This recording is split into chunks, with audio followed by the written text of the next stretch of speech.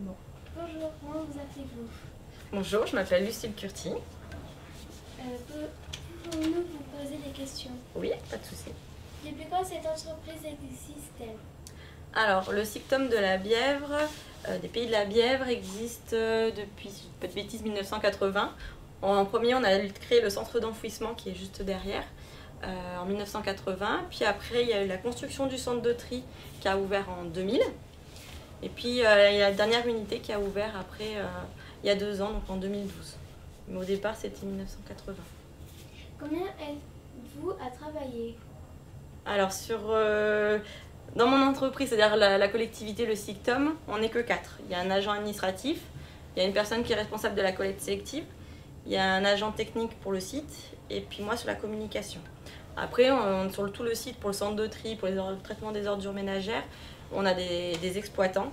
Donc là, au total, sur le site, on doit être entre 20 et 30 à peu près. Est-ce que la gestion des déchets est publique ou privée? Alors, c'est public. Est-ce que vous reprendre le début de la phrase? D'accord, ok. La gestion des déchets, elle est publique. En fait, il faut savoir que c'est une compétence des collectivités. Ils sont obligés de traiter, de faire quelque chose pour leurs déchets, les déchets des habitants. Donc après, nous, il y a des intercommunalités, c'est-à-dire des regroupements de communes, des comités de communes qui sont regroupés, qui ont fermé le Sictom et qui lui ont donné la compétence sur justement la collecte sélective, donc c'est-à-dire ramasser tout ce qui est les points d'apport volontaires, jaune, bleu ou vert. On a le traitement des ordures ménagères également et le centre d'enfouissement. Après, les comités de communes, elles ont la gestion des ordures ménagères, c'est-à-dire qu'elles s'occupent du ramassage des poubelles grises de ta maison par exemple et les déchetteries également. Mais effectivement, c'est public. Après, ça peut être, nous, le centre de tri ici, c'est public, mais il y en a certains, ça peut être privé et les communes, les comités de communes vont demander à des privés de faire pour eux. Quel est le secteur sur lequel vous récupérez les déchets? Quel secteur? Quel est le secteur sur lequel le périmètre? Ah, le périmètre, le secteur géographique, tu veux dire?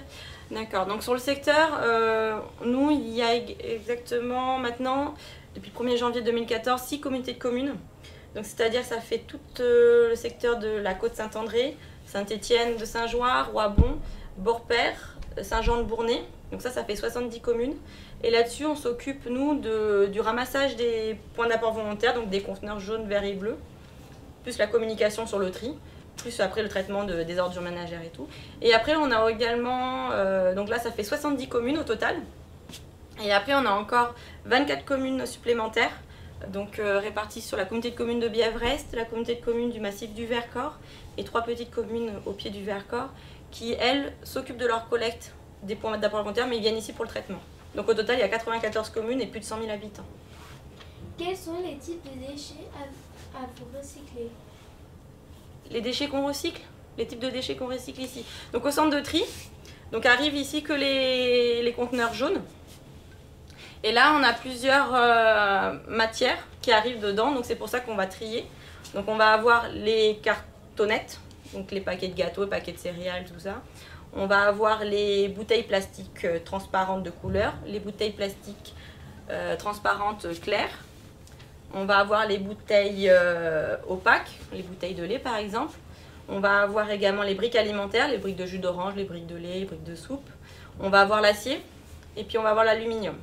Donc ça, on les sépare parce qu'après, chaque matière va dans une usine de recyclage pour refaire après des nouveaux objets avec. Donc on ne peut pas mélanger par exemple le carton avec le plastique. Quelle est la quantité de déchets que vous récupérez? La quantité de déchets recyclés. Alors ici, on a reçu en 2013 1600 tonnes de déchets recyclés. C'était ça, il me semble, si je dis pas de bêtises. C'était 1500 en 2012, 1600 en 2013. Donc ça, c'est la quantité qu'on a reçue, qu'on a recyclée. Quelle est la quantité de déchets que vous recyclez?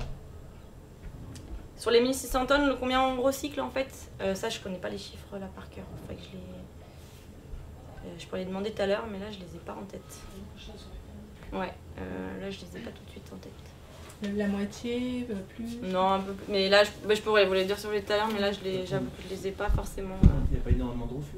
Si, pas énorme. Sur notre territoire, on va dire un taux de refus qui est correct, qui est assez bon par rapport au niveau national, surtout par rapport à des centres de tri qui sont eux que mécaniques, c'est-à-dire qu'il n'y a pas d'hommes pour trier. Donc là, ça peut être des refus très importants. Nous, on était à 9% je crois un temps de refus, donc voilà, je pourrais vous les dire les chiffres tout à l'heure, mais là je les ai pas en tête. Que faites-vous des déchets non recyclables? Alors les déchets non recyclables qui arrivent dans le conteneur jaune, au bout de la chaîne, ils arrivent dans la benne de refus. Et donc là, la benne de refus, c'est tout ce qui normalement ne devrait pas s'y retrouver.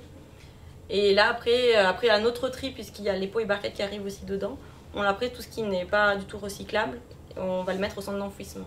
Donc le centre d'enfouissement qui est juste à côté du centre de tri, où arrivé normalement, on met dedans uniquement tout ce qui n'est plus valorisable, tout ce qui ne peut être recyclé. Que deviennent les déchets en plastique? Alors les déchets plastiques, donc comme on les sépare, ils vont pas avoir la même chose. Mais par exemple tout ce qui est les plastiques transparents, on va refaire avec des paillettes. Dans les usines, ils font des petites paillettes. Avec ces petites paillettes, on va refaire du plastique. Et donc là, on va pouvoir faire, notamment, on va refaire des bouteilles, on peut refaire des stylos plastiques, des montres en plastique. Ou sinon, après, on peut le chauffer, on fait une sorte de coton synthétique. Et avec, on va pouvoir faire des polaires, l'intérieur des polaires, les bonnets en polaire, les gants. On va pouvoir faire les intérieurs, les rembourrages de couettes ou d'oreillers, de peluches.